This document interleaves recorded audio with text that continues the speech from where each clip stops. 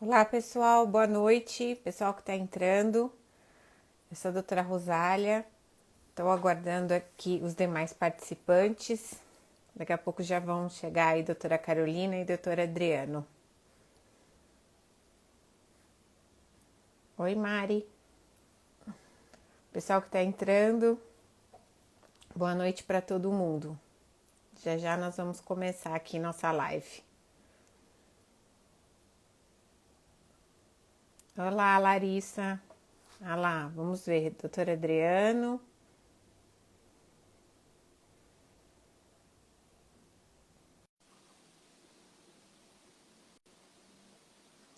Só um minutinho, Adriano. Doutora Carolina chegando aí. Olá, tudo bom, Rô? Boa noite a todos. Tudo bem, Carol? Peraí que agora eu vou Tudo jóia? aceitar aqui o doutor Adriano. Com a doutora Adriana Pessoa. Ai, seria bom se essa live fosse presencial, hein? Com todo mundo aí. Ó, a doutora Ê, Adriana. Boa noite, nossa, que tudo bem? honra! Cheguei. Tudo bem, doutor Adriano? Chegou? Estou aqui com vocês. Tudo bem, Rô? Bom, Tudo bem, Carol? então, tudo bem? Tudo bom, né? Boa Tudo noite a jóia? todos. É um prazer estar Boa aqui com noite. vocês hoje, né? Nós estamos aqui em nome da SBEM Regional São Paulo. Então, para quem não sabe, essa é a Semana Internacional da Tireoide e a Sociedade Brasileira de Endocrinologia, todo ano, ela promove uma campanha.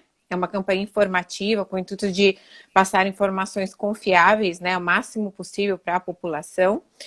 E, inclusive, a SBEM São Paulo, esse ano, na Estação Adolfo Pinheiros, colocou 20 cartazes informativos, né, para todos que estiverem passando na estação, para terem um pouquinho de informação a respeito dos distúrbios da tireoide. E hoje, então, nós estamos aqui, em nome da SBEM São Paulo, para fazer essa live também com intuito meramente informativo, né? Eu sou, então, para quem não me conhece, eu sou a Rosália, sou endocrinologista, trabalho na Santa Casa, onde eu sou assistente do ambulatório de endocrinologia e professora da faculdade. E aí eu vou chamar, então, os nossos dois participantes, o doutor Adriano, né, uma visita ilustre aqui, ele é o presidente da sociedade, então é um prazer estar com ele aqui hoje, a doutora Carolina Ferraz, então peço que vocês, então, se apresentem. Bom, boa noite a todos. Obrigado pelo convite, viu, Rô? Uma honra estar com vocês. Não sou muito... não participo tanto das mídias como vocês e é muito legal estar com todo mundo para, enfim, para debater temas interessantes de tireoide. Vale a pena, Semana Internacional, e passar uma mensagem boa. Acho que isso vale a pena, né? Nós fez bem, Regional São Paulo, junto com a Nacional, tem trabalhado em temas tão importantes durante o ano, e é a nossa vez da tireoide, né? Um tema que nós somos apaixonados aí com muitos que estão entrando, e especialmente com essa super dupla, Rosário e Carol aqui, né? Muito obrigado.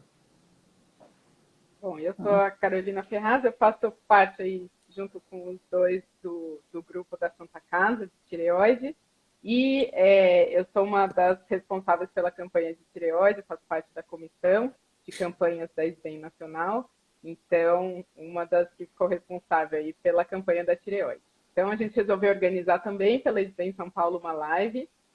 O tema da campanha esse ano é tireoide coração, mas como a gente abriu uma caixinha para deixar as perguntas aí, a gente recebeu pergunta tanto de hipo, de hipertireoidismo, nódulo, gestação, então a gente resolveu falar de tireoide, né? Eu acho que a gente dividiu mais ou menos, né, Rô, para a gente abordar todos os temas. Então vamos lá, para a gente não perder mais Vamos tempo. lá. Bom, a gente vai começar aí falando um pouquinho dos distúrbios de função da tireoide e hipertireoidismo, né? Então, vamos começar pelo Adriano. Adriano, você quer falar um pouquinho sobre o que é a tireoide? Porque essa live é mais para os leigos, né? Então, acho que, assim, todo mundo pergunta, eu tenho tireoide, né? Então, você quer explicar o que é a tireoide, o que ela faz, antes da gente começar? Então, obrigado. Olha, tireoide, na verdade, eu digo que é um dos pontos principais de equilíbrio do nosso organismo, né? Nós temos uma glândula super importante, que tem, enfim, que ela se desenvolve desde ali da 12ª, 13ª semana de gestação, para participar de todos os processos de desenvolvimento enfim, todos os processos de desenvolvimento de órgãos, sistemas e desenvolvimento neurológico especificamente, né? Então, nós temos a importância da tireoide como uma grande, na minha opinião, a glândula mestre, dentre outras, né, como hipófise que nós temos, mas é uma mestre para manter o equilíbrio metabólico. É uma glândula que, enfim, estoca e produz os famosos T3 e T4, regulada por um hormônio da hipófise chamado TSH, né? Então, todos temos, né? Quando não há formação da tireoide, isso é uma questão pode acontecer uma questão de não formação.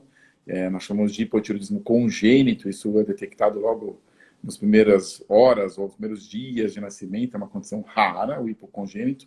Mas para responder a tua questão, sim, todos temos. Precisamos da tireoide bem funcional, adequada na sua produção fundamental de hormônios tireoidianos que mantém o equilíbrio organizado.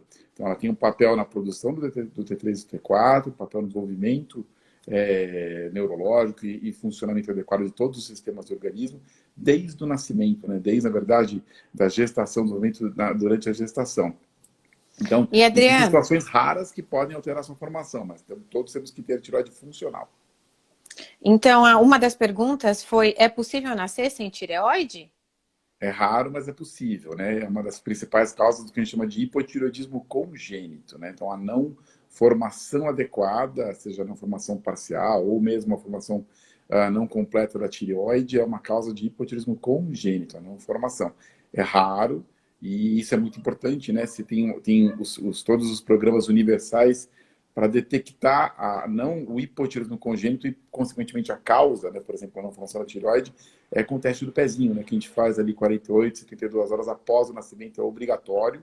É uma triagem universal feita em todos os países do mundo para detectar a não produção adequada do hormônio e, consequentemente, uma das causas da não formação da tireoide, né?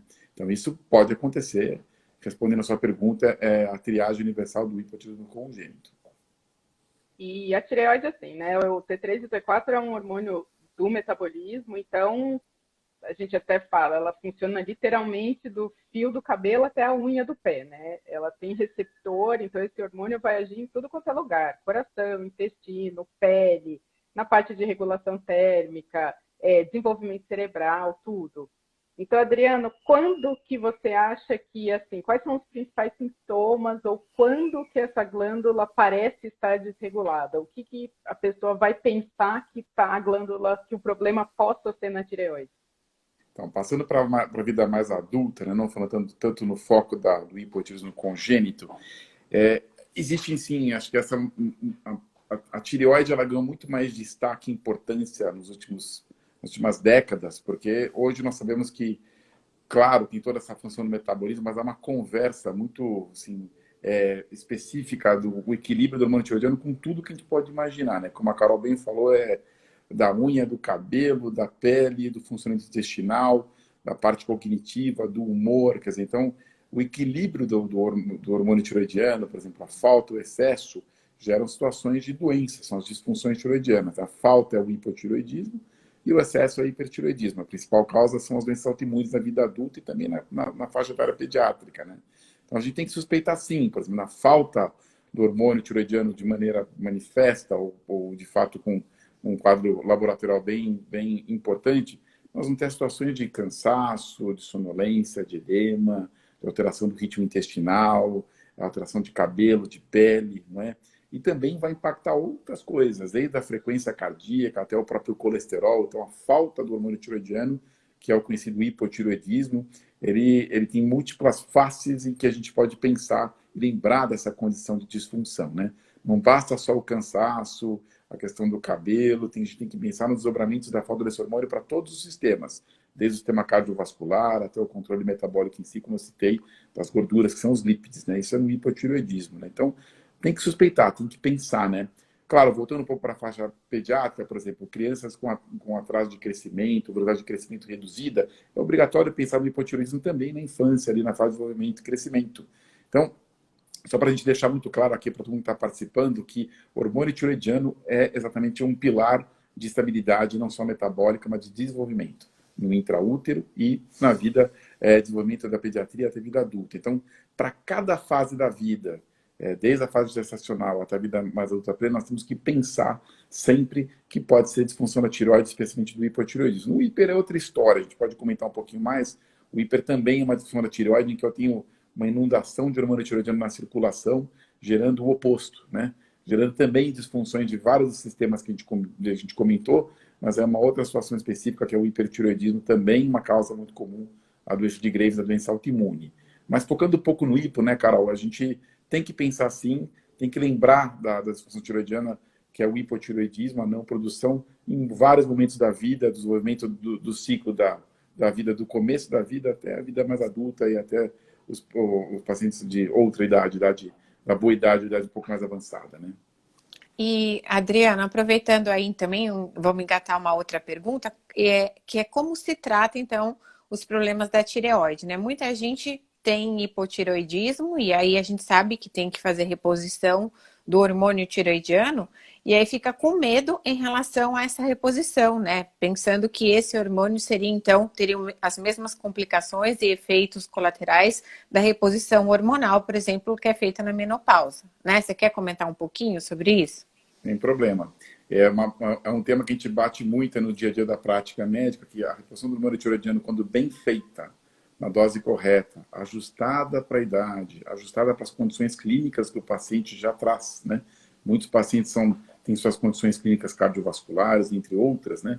Se o hormônio tireoidiano na dose correta, deixando literalmente controlado e normalizando, o que a gente chama de eutiroidismo, né? Que é normalizar a quantidade de hormônio disponível para todos os órgãos e sistemas, este não há nenhum malefício, pelo contrário, né? Só benefícios, né? Então, trazer o equilíbrio com a dose correta na reposição da levotiroxina, né, que é a principal forma de repor, não há nenhuma circunstância que você fale, puxa, isso fará mal, ao contrário. E não tem muito a ver com reposições de outros hormônios. A levotiroxina, que é a forma de repor no hipotireoidismo, ela é extremamente segura. Tem rituais, né, que a gente pode comentar, a Carol pode comentar também, de como usar a levotiroxina adequadamente, mas acho que uma mensagem importante nesse tipo de campanha nossa da SBEM é o cuidado na quantidade, da forma de repor, na forma de não só tomar a medicação, mas assim, entender que você tem que acompanhar com o seu médico, com o seu clínico, clínico geral, endocrinologista, para que a dose esteja ajustada para a sua necessidade, deixando, a gente sabe, né, aquele exame TSH numa faixa segura, nem falta, nem excesso. Quando não tem nem falta, nem excesso do hormônio tireoidiano, normalmente é o equilíbrio que a gente busca para todos os pacientes por anos e anos lá pela frente, né? Porque o hipotireoidismo, muitas vezes, ele não é uma causa que você consegue reverter. Por exemplo, o Hashimoto, uma doença autoimune, que eu preciso repor hormônio muitas vezes pro resto da vida, né? E Adriano, é tão seguro que a gente dá para bebê, né? Esses bebês que nascem com hipotireoidismo congênito, é a mesma medicação que a gente dá. Então, macera ali um pouquinho, dilui ali um pouquinho com leite materno e é exatamente a mesma medicação que a gente dá. E aproveitando aí, tem uma pessoa perguntando, a Bruna, sobre a levotiroxina, se ela é bioidêntica. Carol, vocês gostam desses temas? A nossa programação era deixar você falar tudo de hipo, mas eu posso responder também. Essa questão da bioidêntico é um nome que se deu e que, quando a gente fala em bioidêntico, parece que torna uma coisa muito mais atrativa, parece que é um hormônio muito mais saudável. Mas o que a gente tem ali na farmácia, a levotiroxina, ela também é bioidêntica. Então, claro que tem algumas outras coisas que vão junto, então corante, algumas coisas que entram, que talvez o paciente possa ter alguma reação alérgica, enfim. Mas a maioria das pessoas vão responder bem. O efeito colateral da medicação vai se dar mais por conta da dose exagerada ou a dose pequena. Mas a reposição, o ideal é ser feita com a levotiroxina e essa que a gente tem, ela é bioidêntica. Então, como o Adriano já pontuou, é diferente de uma reposição hormonal que a gente faz na menopausa, outro tipo de hormônio, não é um hormônio que a gente tem que ter medo. Mas o principal é a gente repor com a dose certa. Então, até a hashtag dessa campanha é hashtag dose certa. Mas é exatamente isso, é a mesma medicação e a gente tem que só acertar na dose. Uma coisa que é importante comentar, né, Rosália, Carol, que assim, a nossa ideia de bater no dose certa, porque muitos pacientes que procuram endocrinologista, não precisa ser especializado em doenças tiroidianas, como é um pouco do nosso foco, a dose não está correta, ou muitas vezes a orientação de uso não está correta, né? Lembrar que isso tem consequências, né? Você ter uma dose além do que você precisa para um paciente já mais frágil, existem consequências, por exemplo, na saúde óssea, na saúde cardiovascular, para os dois lados, para a falta e para o excesso, né? Então, isto é fundamental, a gente buscar, literalmente, esse equilíbrio, tanto laboratorial como clínico. E é isso, e essa estabilidade que protege o paciente. Tem também uma pergunta aí que foi feita no início, que eu acho que agora é um momento bom de responder. É uma paciente dizendo que tem um problema da tireoide, né? Provavelmente um hipertireoidismo, e que ela vai ter que usar o iodo radioativo para tratar, e que ela está muito triste de saber que ela vai perder, então, que ela vai queimar, né, entre aspas, essa glândula.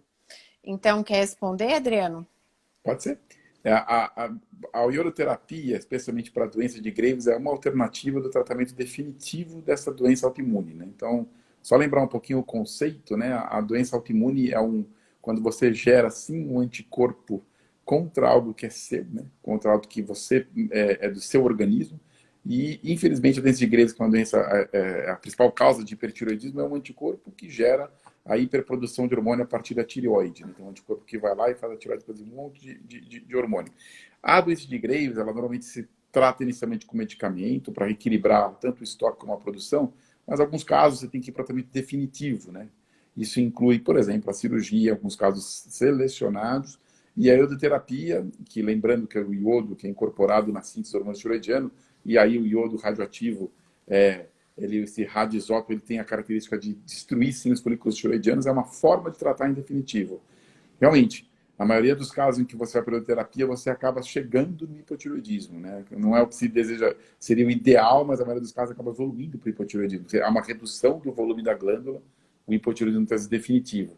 Mas, veja, é isso que a Carol acabou de comentar, na dose correta, de forma certa, mesmo pacientes que têm um hipotireoidismo pós-cirúrgico ou pós-oroterapia, há um excelente equilíbrio da parte hormonal e uma ótima qualidade de vida, né? Então, a gente às vezes sabe que se você tem que fazer esse tratamento, foi indicado pelo seu médico, vá em frente e busque equilibrar a dose correta do hormônio tireoidiano, a dose certa, após a oroterapia, né? Lembrando que 6 meses após iodo, um pouco mais, costuma já ter clareza que se eu vou ou não vou para o hipotireoidismo de maneira mais definitiva, né? Então, é Deixa eu isso só mesmo, em dar relação a... boa noite aqui para um monte de gente que entrou. Luiz e todos os nossos residentes que estão aqui, tudo participando. Um monte de amigo querido que está participando aqui da live também, paciente que está mandando dúvida. Filho O do Léo, filho do Adriano, Adriano, a Malu também já Léo. mandou recado. Então, beijo para todo mundo. Agora eu vou voltar a falar de tireoide.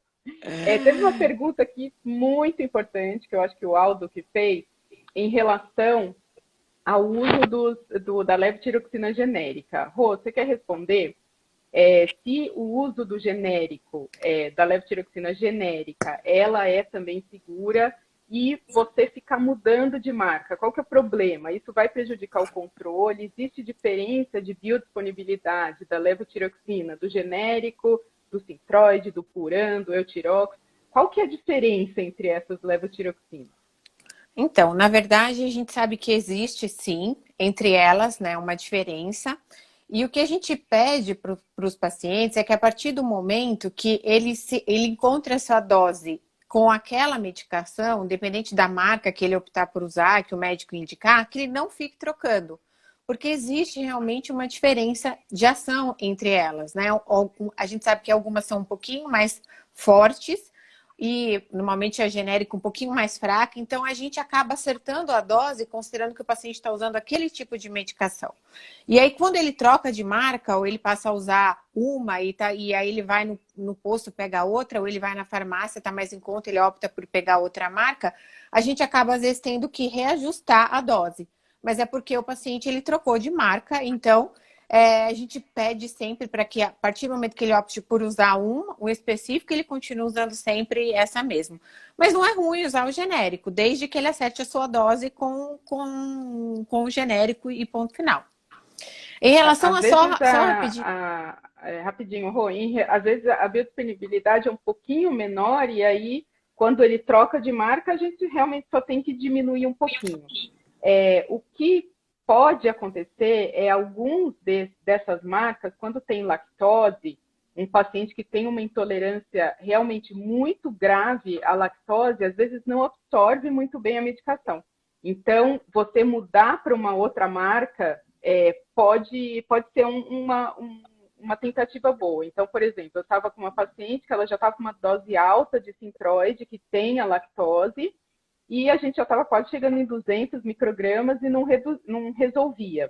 A gente trocou para outra marca e a gente teve que ficar baixando a dose e ela absorveu bem. E aí depois a gente foi descobrir que ela realmente tinha uma intolerância grave à lactose, que ela não tinha aqueles sintomas clássicos de intolerância à lactose, mas quando trocou de marca, funcionou. E só terminando aqui, eu acho que essa parte, porque a gente tem um monte de coisa para falar, a Germana perguntou dessa medicação formulada. Eu acho que isso é um ponto importante a gente falar, que a levotiroxina, a gente tem tanta marca no mercado, é um remédio barato, seguro, de qualidade, não tem por que ficar mandando formular T4 ou a combinação T3-T4 ainda não é uma combinação segura que é para a gente ficar usando. Então, compra na farmácia, não precisa ficar procurando pelo em ovo aí, tentando outras coisas, a gente tem o simples ali, vamos no simples que resolve. Carol, vamos reforçar, né? Que assim, manipular não é necessário, não precisa, né? As questões de marcas, vocês debateram bem isso aí, a gente tenta evitar mudança, mas às vezes o paciente adapta melhor um ou outro, depende do componente, mas a manipulação, de fato, ela é pior, porque aí você perde muito da qualidade da absorção e da biodisponibilidade do medicamento, a gente evita mesmo. E eu vi até, aproveitando que eu vi uma pergunta sobre T3, se a gente tem observado, claro que a gente sempre observa, para quem trabalha com isso, muito paciente do T3.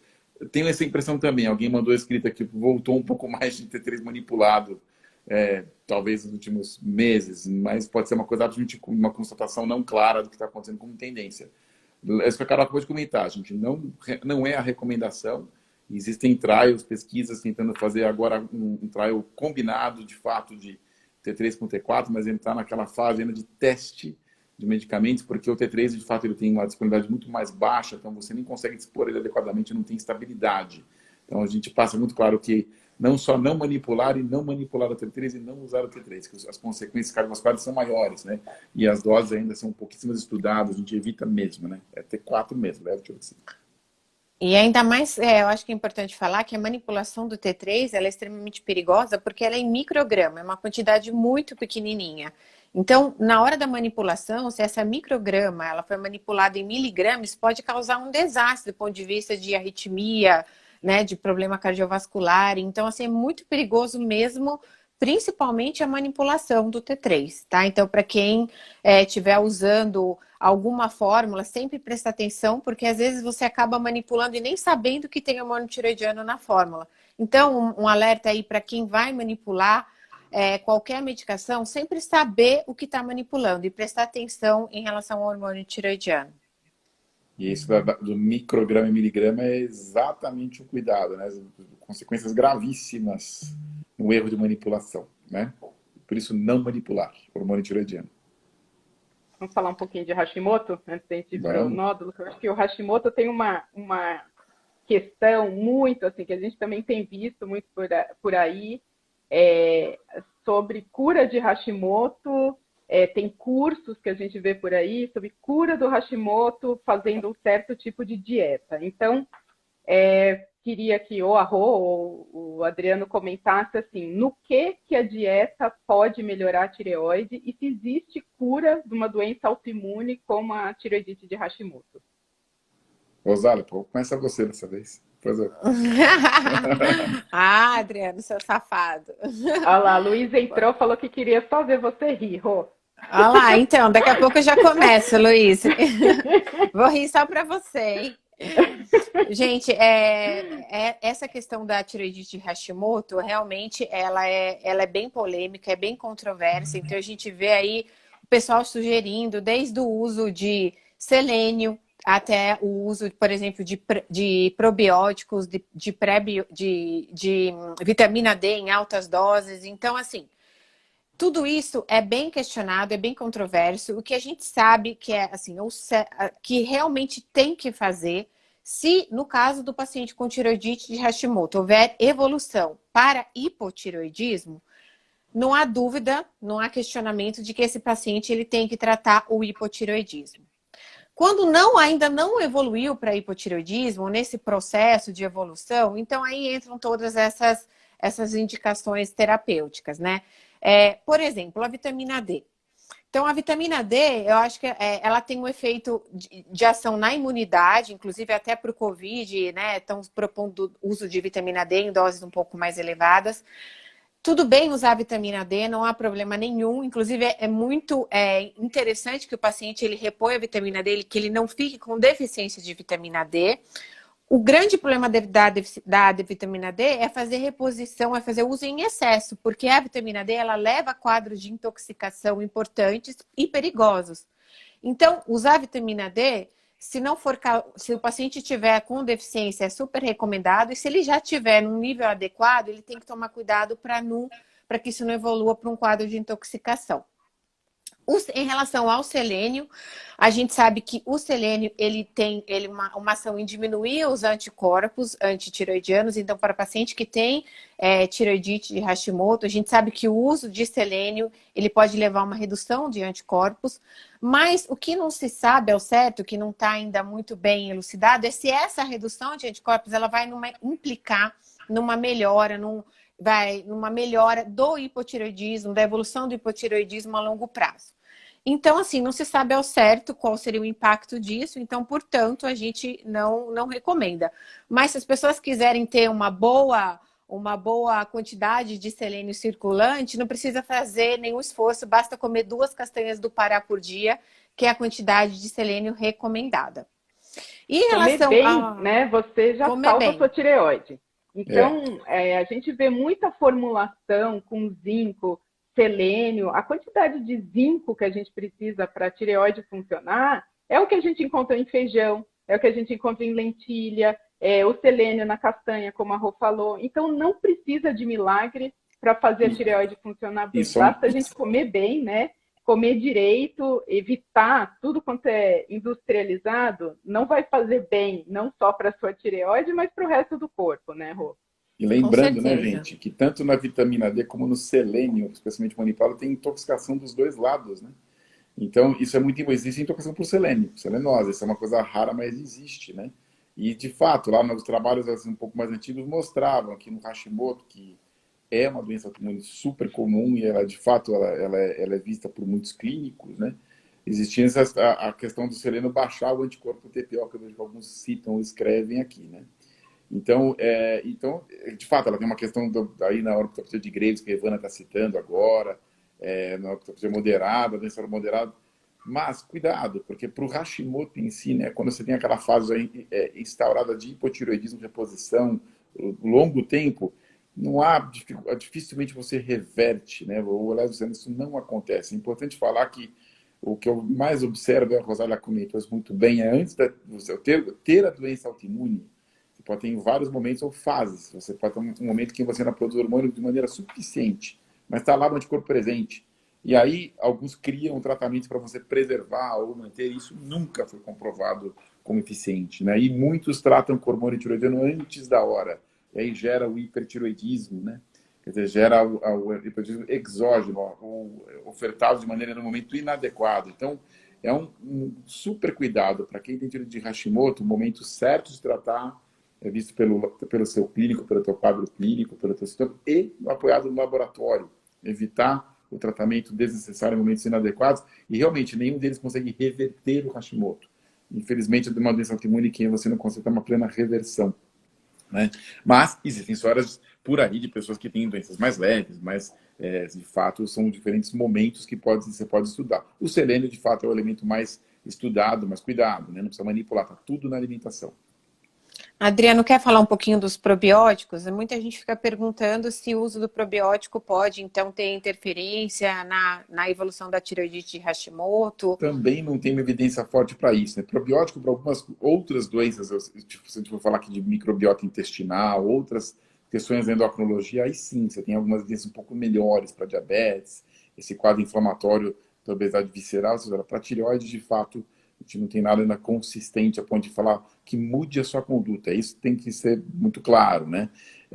Pelo contrário, acho que o grande ponto, quantos e quantos pacientes acompanham com Hashimoto, com essa doença autoimune, acho que vale a pena despertar para outras coisas, né? Você pode ter outras doenças autoimunes associadas com Hashimoto, né? A gente fica tão focado em ver como reverter algo que talvez não seja possível, né? E lembrando, o anticorpo, que a gente é a marca do Hashimoto, além das alterações ultrassonográficas, ele cai com o tempo e cai com o tempo muito lentamente. E às vezes as pessoas ficam repetindo esse exame de maneira insistentemente, que também não é indicado, porque ele pode flutuar, ter momentos que ele sobe, que ele cai, e não há indicação nenhuma de interferência de um probiótico, ou de um micronutriente, ou de uma mudança de hábito. Claro que a gente estimula sempre o bom hábito alimentar, o cuidado da alimentação, do sono, da atividade física, e obviamente isso tem relação com as doenças autoimunes, isso é aí que se misturam as coisas. Bom estilo de vida, bom cuidado com o corpo, com a saúde alimentar e com o sono, tem sim relação com doenças autoimunes, mas ninguém consegue falar que você controla exclusivamente dessa forma. Existem doenças que têm mais ou menos impacto. A tireoide ainda, vamos falar assim, não é tão fácil comprovar a relação de preservar a tireoide ou de ser, de fato, mudar a sua conduta. Para o Graves é um pouquinho diferente, né? A gente está falando de estresse, né? Quando a gente sai um pouquinho do Hashimoto, o Graves tem muita ação com os episódios de estresse na vida, é muito comum, né? O gatilho para uma doença autoimune que gera aí o oposto, que é o hipertiroidismo. E falando aí de... Tira ou não tira da dieta? E o glúten? Tira ou não tira da dieta para melhorar o Hashimoto?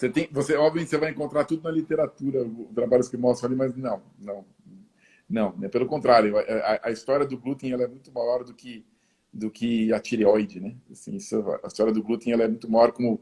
Isso, engraçado, a minha percepção é que mudou um pouco, né? Agora, sempre pode ter alguma questão de tolerar melhor um outro alimento que tenha o glúten, né? Mas existem vários pacientes que foram para esta linha e não conseguiram, não ficaram, porque não é tão simples tirar o glúten, né? Óbvio, para quem tem de fato uma doença inflamatória associada à alergia ao glúten comprovado, diagnosticado, cuidado, aí é outra história, é o tratamento de uma disfunção inflamatória lá do epitélio intestinal por de fato, uma causa inflamatória do próprio glúten, mas não para tireoide, né? Carol, agora eu vou perguntar uma para você. Aproveitando falando de dieta, e aí, o hipotireoidismo engorda ou não?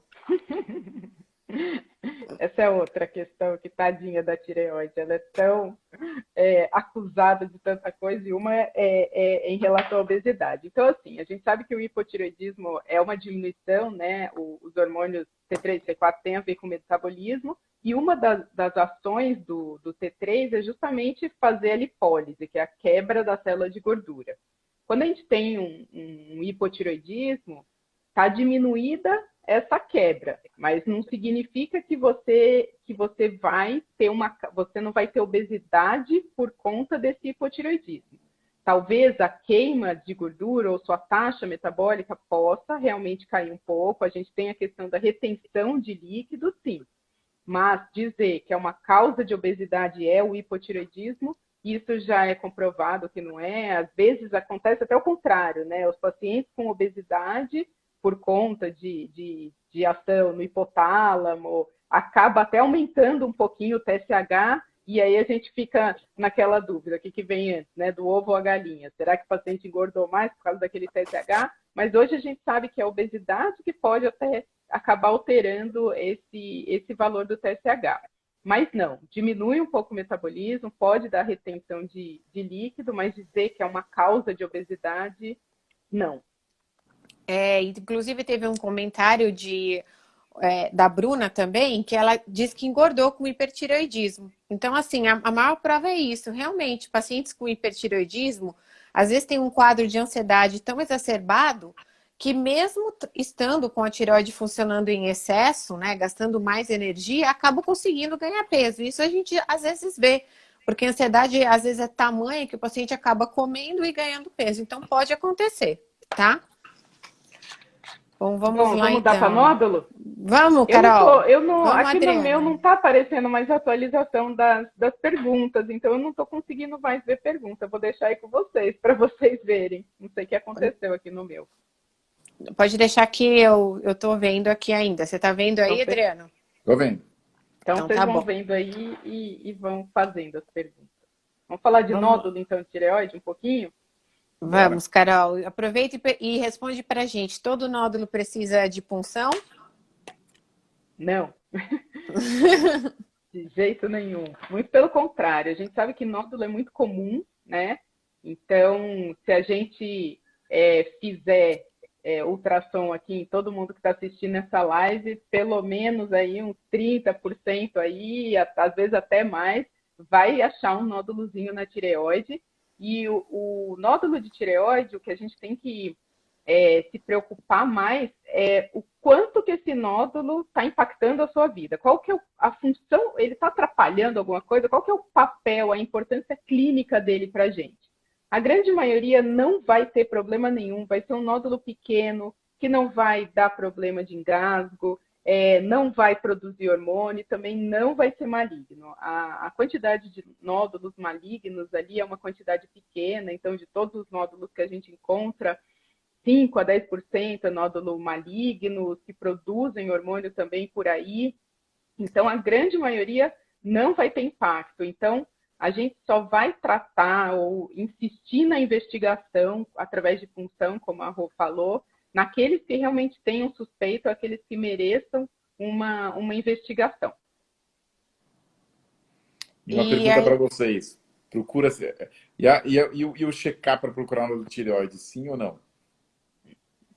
Vai lá, Rô, responde a do check-up.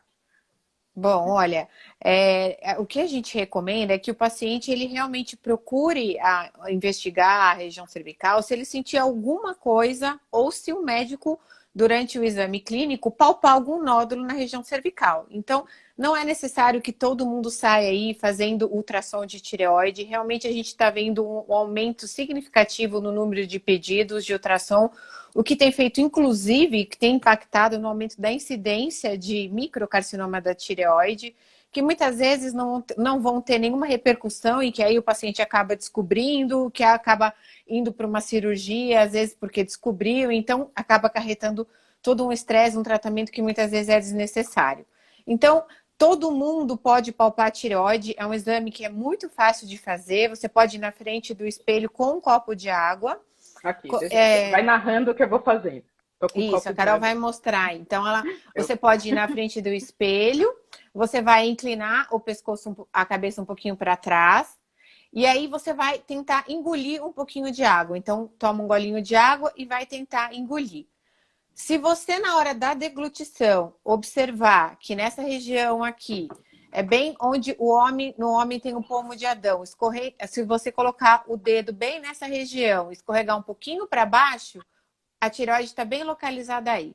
Então, se nessa região houver uma nodulação, um aparecimento de alguma coisa que você estranhou, aí sim, então vale a pena você procurar um especialista.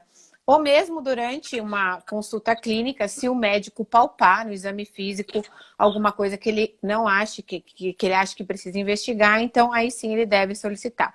Mas para todo mundo não é recomendado. E, Carol, em relação à cirurgia, todo nódulo precisa ser abordado cirurgicamente?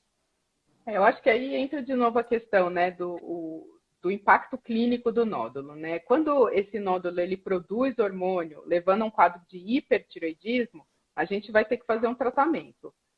Dependendo do tamanho do nódulo, da quantidade do nódulo, pode ser a cirurgia, ou hoje a gente já tem outros tratamentos também, né, com a radiofrequência, então você acaba preservando a tireoide e aí queimando esse nódulo que está produzindo hormônio, ou dependendo da idade do paciente, você pode usar só medicamentos para controlar a produção de hormônio. Se esse nódulo é maligno, a grande maioria acaba sendo tratado com cirurgia, só alguns desses microcarcinomas que a Rô comentou, menores do que 1 centímetro, dependendo da idade do paciente, da localização, às vezes a gente pode até acompanhar esse paciente só, não necessariamente mandar operar, mas a grande maioria dos nódulos malignos, o tratamento é cirúrgico, sim. E aqueles outros nódulos que, apesar de ser benignos, são muito grandes, que aparecem, incomodam esteticamente, pode ser feita a cirurgia, ou se não, a radiofrequência também é um tratamento novo que chegou e que a gente tem visto resultado muito bom. E alcoolização, mais quando é um nódulo que, na verdade, é mais um cisto, né? Que a diferença de nódulo e cisto, o nódulo é uma massa mesmo, né? E o cisto é mais aquele conteúdo líquido. Então, fazer uma alcoolização ali também resolveria. Então, não precisa, a grande maioria que vai chegar com nódulo, a gente só vai acompanhar para ver se ele vai vai, em algum momento da vida, seguir um desses 3 caminhos, ou vai crescer, vai incomodar, ou vai produzir hormônio, ou vai ter malignidade. Fora isso, a gente só vai acompanhar esse paciente. Mas tem que ter acompanhamento. A partir do momento que detecta, tem que ter esse acompanhamento, e o acompanhamento é basicamente com ultrassom mesmo, é um acompanhamento tranquilo de se fazer. Acho que é legal destacar isso, né, Carol Rosário? Assim, quando a punção foi indicada, feita, é comprovadamente benigno, é monitorar, acompanhar com ultrassom, né? A gente vê, às vezes, pessoas repetindo punção de maneira quase sistemática, não é necessário, né? Então, cuidado, né? Você tem aquelas punções duvidosas, indeterminadas, que não foram claras no diagnóstico, mas uma vez que está claramente dito que é um nódulo benigno, é acompanhar. Vários desses nódulos podem ser simplesmente monitorados, acompanhados com ultrassom de maneira absolutamente tranquila, né? Agora, claro, quando você tem um diagnóstico confirmado do câncer de tireoide, aí é outra história, né? Então, você, de fato, acaba pelo tratamento cirúrgico. Mas vale a pena destacar para todo mundo aqui, né? Não pedir ultrassom de maneira indiscriminada, né? Valorizar a clínica, alguns achados podem acontecer de fato. E os nódulos pequenos, de fato, o crescimento dos pequenos cânceres microcarcinomas de tireoide, ele impactou o mundo inteiro, tanto pelo excesso de procura de nódulos, né? E como tenta se buscar até ultrassom, mas simplesmente, a Carol citou isso, alguns casos de microcarcinomas têm sido acompanhados, mas na maioria das vezes ele é cirúrgico mesmo, né? O tratamento acaba sendo cirúrgico, especialmente no Brasil. É isso Bom, aí. então falando um pouquinho de nódulo maligno, vamos falar um pouquinho de câncer. Eu sei que está passando super rápido. A gente tem 1 hora aí de live para não acontecer igual o ano passado, que cortaram a gente não conseguiu nem salvar a nossa live. Apagão. Vamos falar um pouquinho. Deu um apagão. Vamos falar um pouquinho de câncer de tireoide. A gente já falou um pouquinho, né, que o tratamento ideal para o câncer de tireoide é o cirúrgico mesmo, salvo esses microcarcinomas, que em alguns casos a gente pode até acompanhar. Mas eu acho que uma dúvida que sempre vem, Rô, e a Rô é especialista nisso, ela faz parte lá da medicina nuclear, lá da Santa Casa também. Rô, todo câncer precisa ser tratado com o iodo radioativo? Ou o que é o iodo radioativo no tratamento do câncer de tireoide? Por que ele é diferente dos outros cânceres, que a gente dá quimioterapia, radioterapia para eles? Como que funciona isso? Bom, essa pergunta é muito importante, porque acho que todo mundo, quando tem um câncer de tireoide, assim, a primeira pergunta que vem é: eu vou ter que fazer quimioterapia? Meu cabelo vai cair, né? Então, assim, principalmente mulher, a primeira pergunta sempre é essa: eu vou ter que fazer quimio, né? Assim, câncer de tireoide, a gente costuma dizer que ele, apesar de ser um câncer maligno, né? Obviamente ele é maligno, mas na grande maioria das vezes ele tem um prognóstico muito bom. E o tratamento é relativamente simples, né? Comparado com os outros tipos de câncer. Óbvio que é um estresse para todo mundo ter um câncer, ter que tratar, né? Porém, o câncer de tireoide, ele não tem como ser tratado com quimioterapia no primeiro momento. A gente sabe que a quimioterapia, ela não responde. Então, depois da cirurgia, o médico ele vai avaliar se esse tumor, se esse câncer, ele tem ou não indicação de ser tratado com iodo radioativo, e isso vai ser baseado nos dados do anátomo patológico da cirurgia. Então, o que a gente sabe hoje é que os tumores que são classificados como sendo de baixo risco, eles não precisam da iodoterapia, eles podem ser simplesmente acompanhados, né, com ultrassom, com exames de sangue, e que os tumores de risco intermediário, alto risco, então, nesses casos, a avaliação é individual, e aí o radiodo, normalmente, ele é recomendado. A radiodoterapia, ela é um tratamento seguro.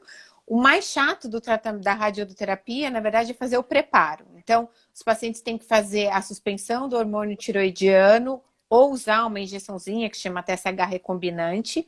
E, além disso, tomar vários cuidados, não fazer exame com contraste um mês antes. Tem uma dieta específica, utilizando sal sem iodo, que os pacientes devem fazer, para que eles possam fazer um tratamento com a máxima eficácia possível.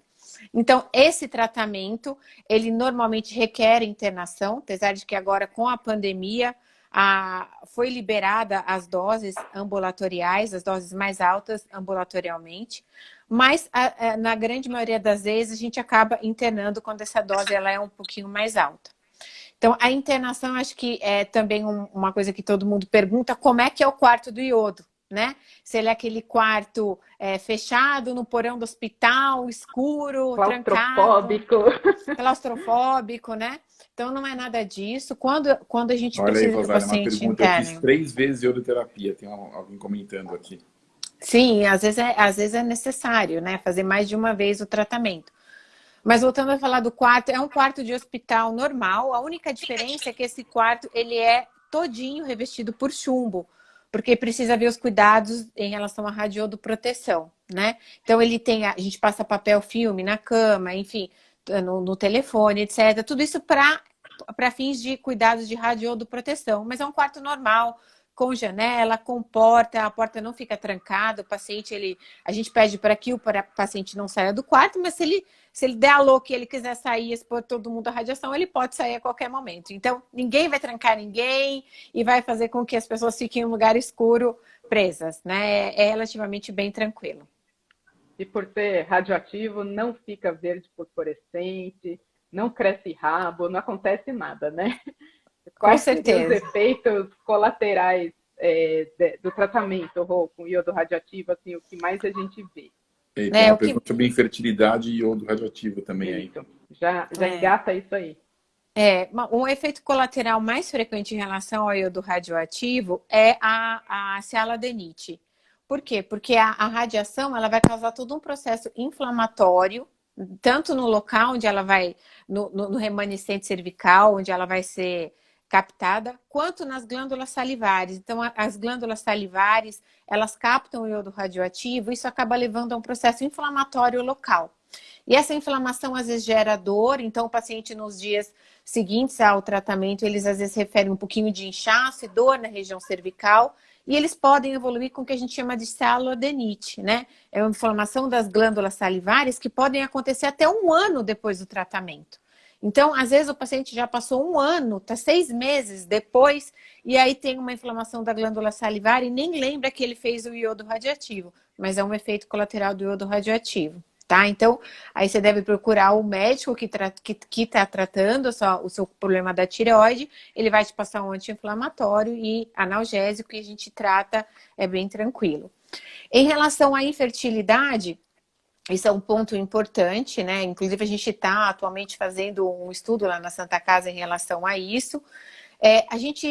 O iodo radioativo, ele não tem um impacto em relação a gerar a infertilidade, mas as pacientes que fazem doses repetidas e que já estão numa situação onde já tem um hormônio antimileriano mais baixo, ou que já tem um menor número de folículos, já estão numa idade mais avançada, então, nesse caso, a gente pede para que a paciente faça antes, se possível, uma avaliação, e aí, quando necessário, a gente recomenda que ela congele o óvulo para não haver nenhum risco em relação à fertilidade, né?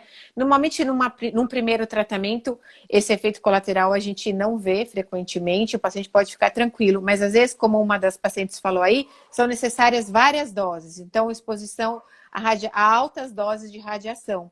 E aí sim a gente fica um pouco mais preocupado e normalmente a gente pede esse tipo de avaliação.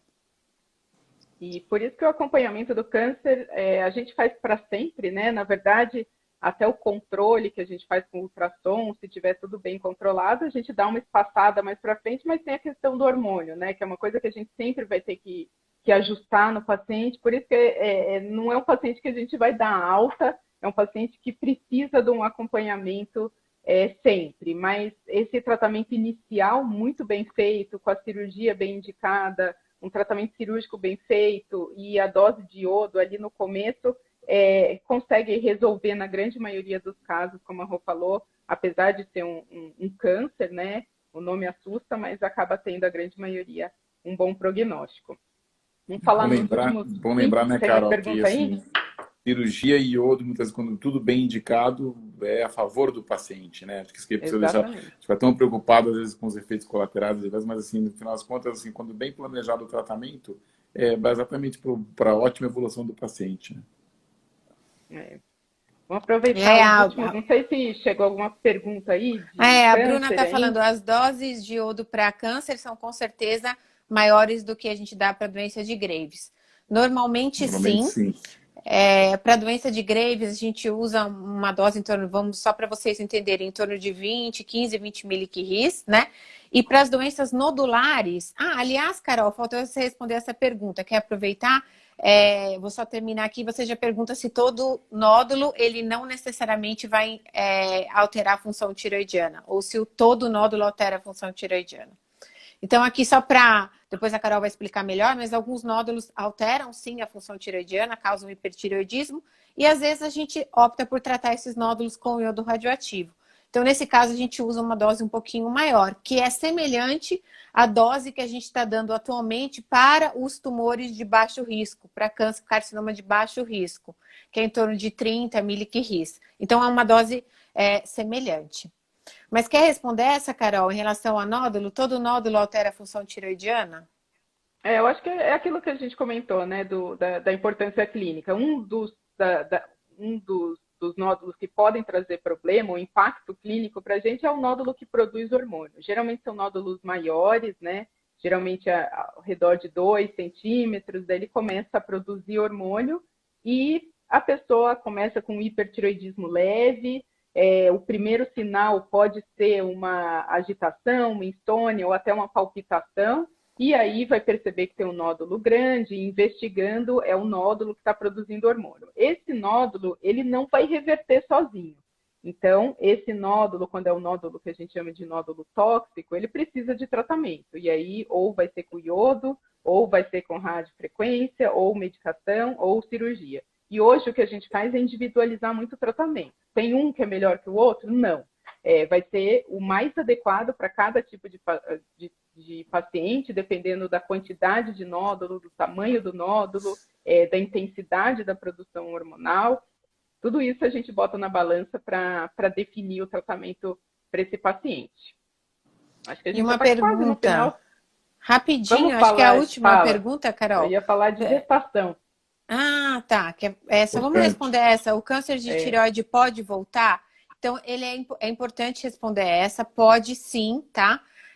Uma vez que a gente tem o câncer de tireoide, a gente deve fazer um segmento próximo com o médico que tratou inicialmente, e a chance de recidiva maior nos primeiros 10 anos. Então, com certeza, o paciente vai ter que fazer exames de sangue, exames de ultrassom, às vezes outros tipos de exame de imagem, para que tenha certeza de que esse tumor não vai voltar. Então, existe risco sim, e o segmento ele é muito importante. Quer falar de gestação? Vamos finalizar com as gestantes. Então, na verdade, acho que a gente tem que ter um mês da tireoide, né? Fazer live direto, porque é tanta pergunta, tanta coisa para a gente falar. Vamos falar um pouquinho de gestação e tireoide. Qual que é a relação entre tireoide e gestação, Namo? Fala aí, Adriano, fala aí um pouquinho.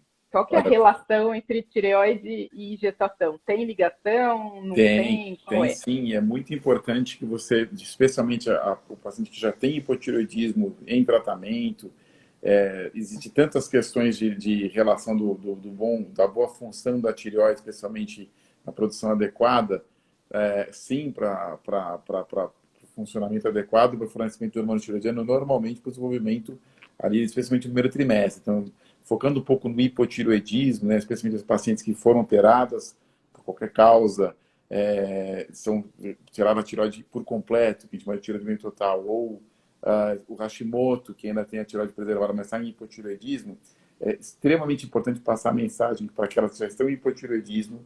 O hormônio tireoidiano deve ter sim sua dose ajustada, especialmente no primeiro trimestre, por uma meta específica, deixando o TSH numa faixa bem segura, porque o hormônio tireoidiano tem que passar a placenta, você fornece hormônio para o normal desenvolvimento fetal e toda a gestação correr naturalmente sem nenhum grande susto, né? Então há uma relação, tanto alguns estudos com a questão de taxas de fertilidade normais, né? Especialmente as mulheres que vão para tratamentos, por exemplo, de fertilização, mas especificamente quando eu tenho o hipotireoidismo instalado, no Hashimoto, na fase de hipotireoidismo ou pós-cirurgia, o ajuste da dose é fundamental. Acho que esse é um recado importante, né? Às vezes o pessoal confunde e acha que o hormônio tireoidiano vai fazer mal, e eu já vi uns casos de suspensão do hormônio tireoidiano em mulheres gestantes. Isso não pode acontecer. Então, bater na tecla, né? Uma vez com a confirmação da gestação, hipotireoidismo já em tratamento, sim, temos que aumentar a dose para deixar o TSH numa faixa bem correta, bem estável, e acompanhar durante toda a gestação. Quer dizer, o hormônio tiroidiano é fundamental na fase de preparo da gestação ou na parte de ajuste do TSH antes da concepção e durante, obviamente, toda a gestação, checar corretamente se a dose está perfeita do hormônio tiroidiano. É fundamental para uma gestação normal. Pô, se a mãe tiver hipo, o filho vai ter hipo, se a mãe tiver hiper, o bebê vai ter hiper. Como é essa relação? Ou não tem nada a ver? Isso é muito importante, né? Que todas as mães se preocupam com isso. Às vezes você dá o diagnóstico e a primeira pergunta da mãe é: e meu bebê, ele vai ter o problema da tireoide, né?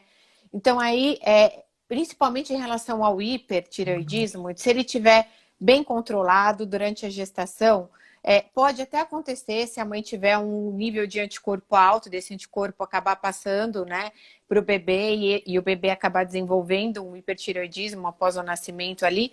Mas o que a gente consegue ver durante a gestação é se o bebê está bem. Então é importante o acompanhamento, o médico que vai fazer ultrassom para ver se o bebê está crescendo, se ele está tendo restrição de crescimento e como é que está o batimento cardíaco fetal.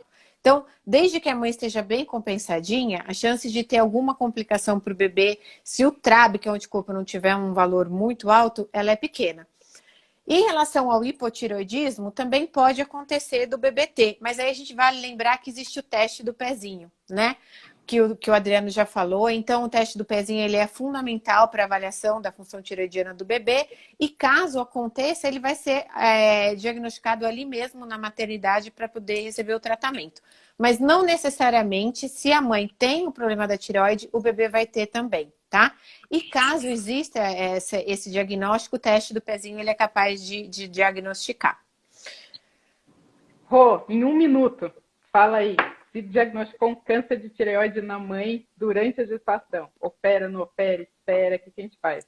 1 minuto. Então, essa pergunta, ela é realmente uma pergunta muito feita, né? O que fazer? Eu estou com câncer de tireoide e estou na gestação. Então, cada caso é um caso, essa avaliação ela é muito individual, né? A gente vai olhar o tipo de tumor que a mãe tem, como que está essa evolução, se é um tumor pequenininho. Então, a preferência que a gente dá é que a mãe consiga esperar até o final da gestação, para que depois ela opere. E caso o tumor esteja progredindo ou apresente algum sinal de invasão, muitos linfonodos ou linfonodo cervical, e que o médico perceba que seja necessária uma intervenção precoce, a gente recomenda que a cirurgia seja feita no 2º trimestre da gestação. Então, nem sempre é necessário operar se tiver um câncer de tireoide durante a gestação. O médico não é louco se ele falar: vamos esperar a gestação terminar para operar, tá? Quando é preciso, a gente opera no 2º trimestre. E aí, é uma cirurgia, assim, obviamente que tem todos os riscos de uma cirurgia, mas a chance de ter alguma complicação no 2º trimestre, ela é bem menor. É feita com bastante segurança. Maravilha. Mr. President, faça aí o encerramento da nossa live. Não sei se tem mais algum comentário aí, porque realmente eu não estou vendo mais nada aqui. Eu estou querendo agradecer ao vivo assim, a todos que estão participando dessa live, né? De novo, algo que só vocês duas e a Regiane que de fato tomaram essa iniciativa. Eu agradeço o convite, apesar de, enfim, ter a honra de liderar um pouco a SBEM São Paulo agora. E como presidente da SBEM São Paulo, eu só queria agradecer a todo mundo que participou, especialmente a vocês duas que tem aí, que eu sou fã de carteirinha de vocês. E agradecer. No final das contas, é uma semana muito importante, apesar de toda a situação que nós vivemos com o Covid-19, do Brasil, de São Paulo, do momento difícil. A gente tem que trazer temas sim, diversos para comentar com quem queira participar. Esta é uma forma democrática de participação, boa para informação. E sempre que a gente traz informação precisa, correta, adequada, acho que todos ganham, né? E ganham quem participou, ganha quem está aqui acompanhando, e obrigado a todos que estão mandando mensagens agora. Vamos fazer uma foto. A gente tem que fazer. Regiane, tira o print pra gente aí, Regiane. Esse foi o símbolo da campanha, que é a tireoide e coração. Então, eu, em nome da comissão de campanha, queria agradecer também todo o engajamento da SBEM São Paulo, da Regiane, que, junto com a Gengibre, ajuda demais a divulgação do tema, de ter brigado para colocar lá no metrô também, esclarecer dúvidas e postagem, enfim. Eu tenho também que agradecer em nome da comissão e também pelo convite. Quem não conhece, nós três, a gente está sempre junto lá na Santa Casa, então o que vocês viram hoje aqui é nosso ambulatório de terça-feira na Santa Casa, é sempre muito gostoso e para mim é um prazer imenso trabalhar com esses dois, porque é uma glândula apaixonante trabalhar com duas pessoas que estimulam e que eu aprendo muito com eles, é maravilhoso. Então, obrigada aos dois, Bem São Paulo e todo mundo que participou aqui junto com a gente. Muito obrigado. Bom, eu também queria agradecer a todos que fizeram as perguntas. Então, a gente deixou a caixinha de pergunta e muita gente fez a pergunta, então, e ajudou a tornar a nossa live mais interativa. Então, obrigada a todos. Acho que a Carol resumiu tudo que a gente gostaria de dizer. Eu também adoro trabalhar com vocês e é muito gostoso falar de tireoide. Então, acho que a nossa live vai cair daqui uns minutinhos. Então, para não acontecer o que aconteceu da outra vez, apagão, vamos finalizar, então. Boa noite a todos. todos. Até a próxima. Até.